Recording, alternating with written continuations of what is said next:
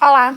7 de abril é marcado como Dia Nacional de Combate ao Bullying e à Violência nas Escolas. A data foi instituída para chamar a atenção para os problemas causados pelo bullying e estimular a reflexão sobre o tema. Esses assuntos, inclusive, foram amplamente divulgados na mídia nos últimos dias por causa de um ataque em uma escola estadual de São Paulo no final de março.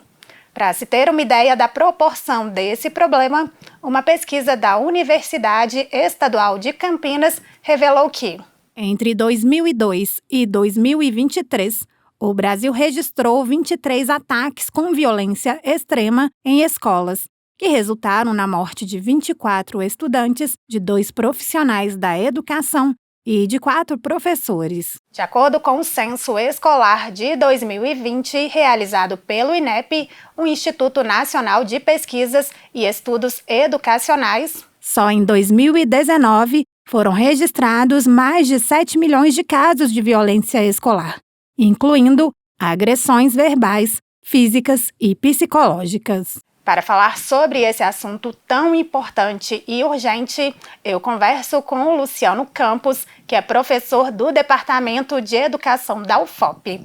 Professor, muito obrigada por aceitar o nosso convite. Eu que agradeço. Professor, para a gente começar a nossa conversa, explica para a gente qual a diferença entre indisciplina e violência. Pois é, Adriana, essa é uma questão muito importante, especialmente nesses dias que a gente está ouvindo falar tanto de violência, que temos uma imagem de que a escola está repleta de violência, de que é um lugar em que os professores são constantemente agredidos, distinguir esses dois fenômenos. Então, de fato, há um crescimento ou uma maior visibilidade da violência, que são fenômenos mais graves, são atos que de alguma forma atingem a integridade física, emocional das pessoas, provocam danos às pessoas, e aqueles comportamentos mais simples, mais habituais, mas também bastante complicados no âmbito escolar, que são as formas de indisciplina, que tem a ver com a regra escolar, ou com como a regra dentro do espaço da escola não é cumprida pelos estudantes. São dois fenômenos distintos, com gravidades distintas e que merecem, portanto, uma abordagem muito especial por parte da escola e da sociedade. E, professor, quais as diferentes formas que a violência escolar pode assumir?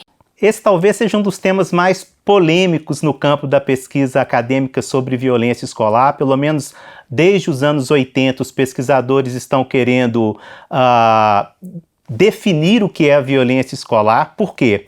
Há aqueles que acham que nós devemos trabalhar com uma definição mais abrangente, que inclusive chega a colocar como violência alguns atos de indisciplina, e há aqueles que consideram que a gente deve trabalhar com uma visão mais restrita de violência escolar.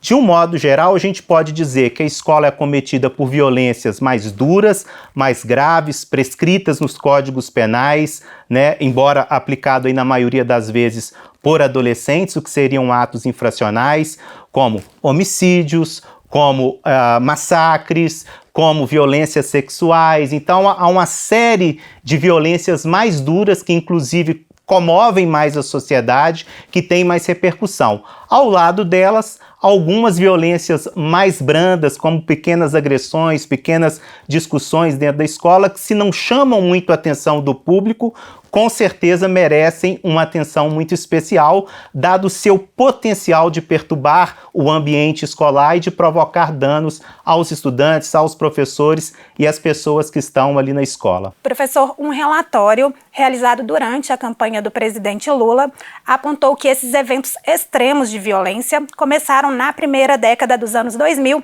e, infelizmente, vem aumentando. É possível definir o que está causando a violência extrema nas escolas?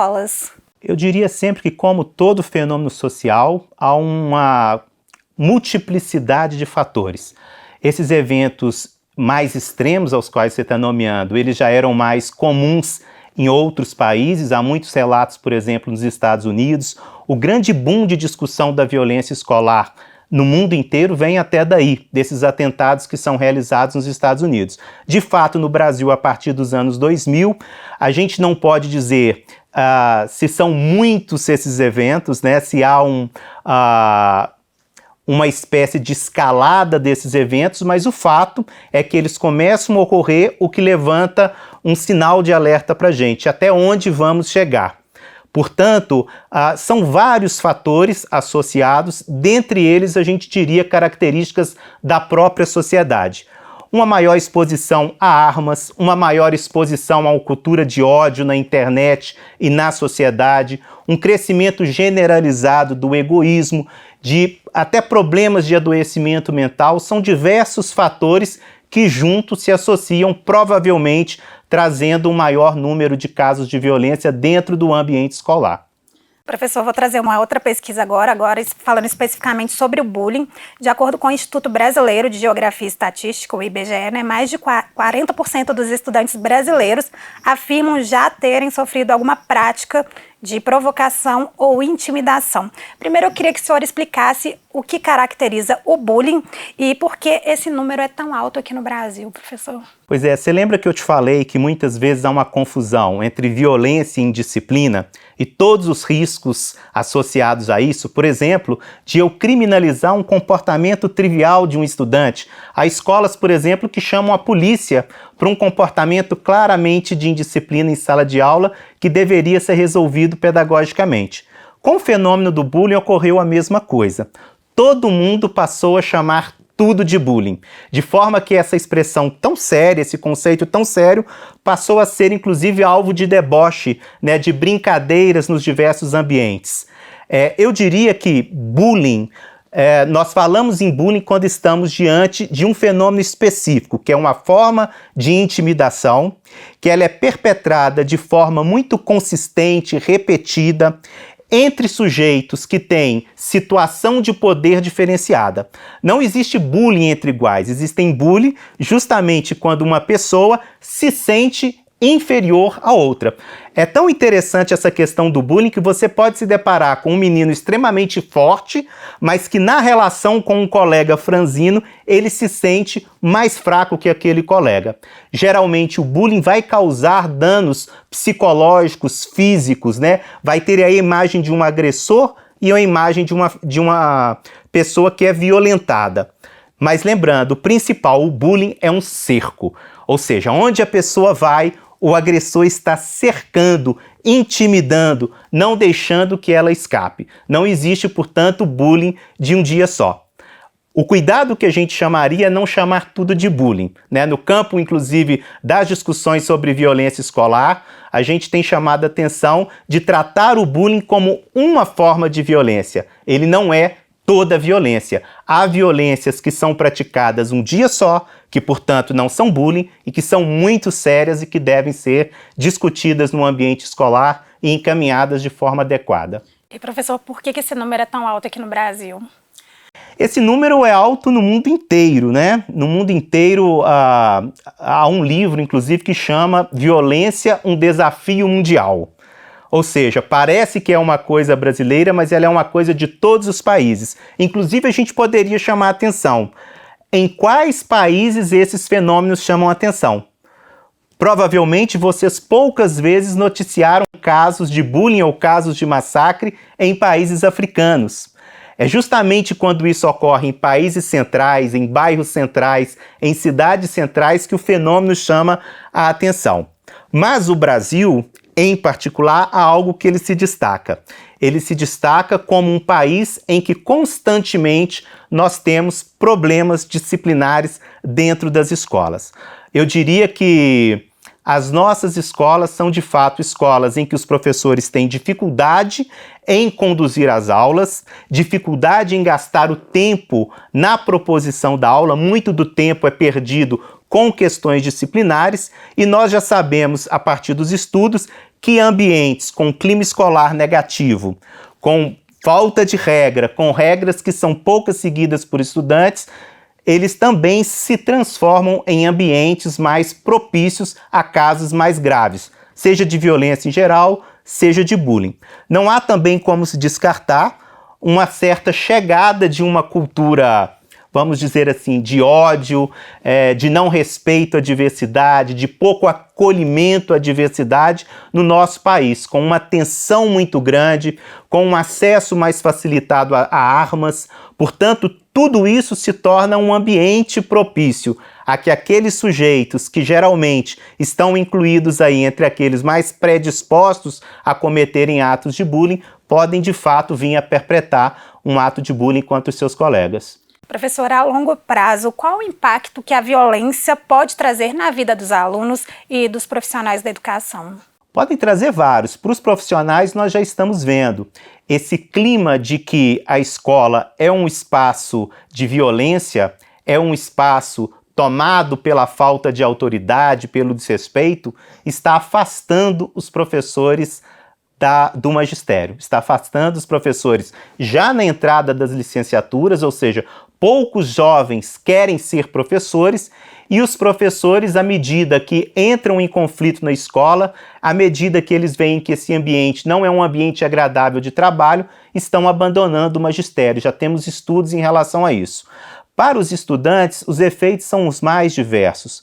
Desde problemas de aprendizado, nós já sabemos claramente que escolas que têm um ambiente mais degradado, os alunos aprendem menos, isso tanto coletivamente como individualmente, e para os estudantes individualmente, há aí diversos problemas. Um daqueles que são mais associados é justamente o fato de estudantes que se envolvem em atos de violência tendem a ser potenciais praticantes de bullying. Isso tanto o estudante que é o agressor, como o estudante que é vítima. O estudante que é vítima, por exemplo, tende a se isolar, ter problemas psicológicos, muitas questões ligadas à solidão, ao afastamento do convívio social. Então você tem diversas consequências para o estudante, desde o próprio aprendizado a questões de comportamento e questões psicológicas. E, professor, como perceber os sinais que antecedem a violência e quais estratégias podem ser tomadas para evitar e combater a violência nas escolas? Veja bem, nós estamos falando de diversos tipos de violência. Quando a gente fala especificamente desse tipo de violência mais grave que assistimos agora na última semana, há algo que é importante, que eu acho que você até usou o termo, ela dá sinais. E os sinais não podem ser ignorados. Primeiro, a pesquisa científica aponta alguns preditores. Quais sujeitos potencialmente poderiam estar mais envolvidos? É preciso que as escolas tenham esse conhecimento.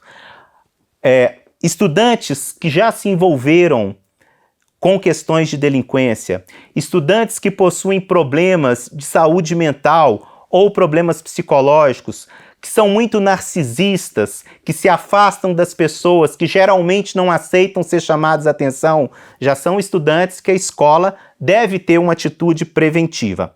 Agora, quando o ato em si vai ocorrer, já é mostrado que em 50% dos casos, esses estudantes fizeram ameaça publicamente. Ou seja, eles fizeram ameaças ou na presença de colegas ou na presença de familiares, como foi o último caso ocorrido em São Paulo. Portanto, essas ameaças não podem ser ignoradas.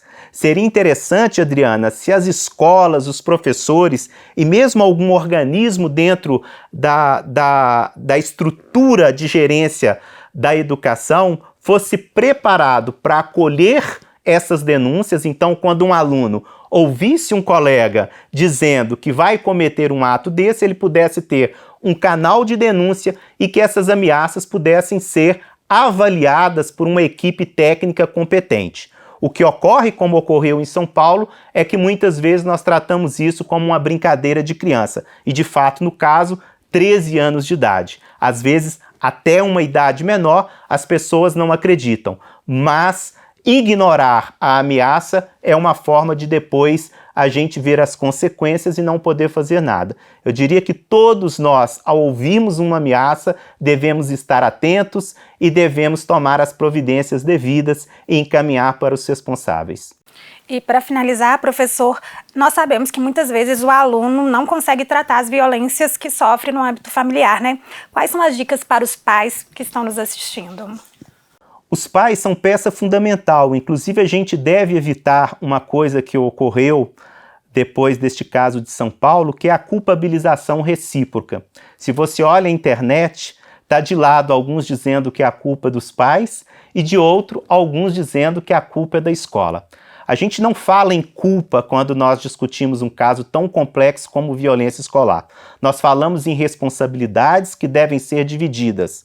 No caso específico das escolas, eu já falei, envolver os alunos, trabalhar com diálogo. Olha, a gente já tem uma certeza, não é com vigilância, com câmera, com polícia dentro da escola que nós vamos resolver os problemas de violência escolar. Há um estudo muito importante agora, feito pelo Departamento de Justiça americano, que mostra que vigilância escolar é de longe o fator de proteção. O fator de proteção maior está ligado em atitudes que envolvam os estudantes, que cuidam dos estudantes.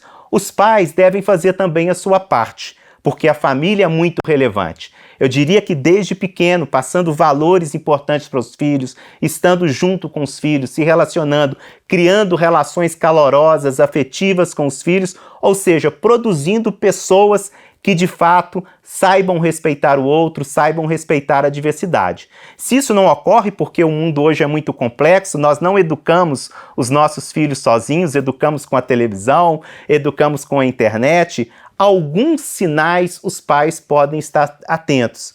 Como é que está o seu filho na escola? Como é que está o desempenho? Há uma mudança repentina de atitude, mudança de comportamento, mudança de amizades, atitudes desafiadoras em relação aos professores. O que é que o seu filho anda vendo na internet?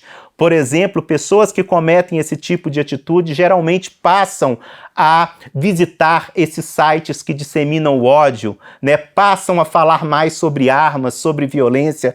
Portanto, há muitos sinais que os pais, com alguma sensibilidade, como nós temos que ter em relação aos nossos filhos, podem captar e chamar para um diálogo, conversar. Eu diria que o diálogo é a melhor forma de romper com a violência. Uma família onde o diálogo já foi rompido é um lugar propício para a entrada da violência. Então os pais podem fazer dando uma boa educação aos filhos desde pequenos, mas também estando atentos, sabendo que hoje em dia nós todos educamos as crianças conjuntamente. Não há como culpabilizar uma instituição ou outra, embora todas sejam responsáveis.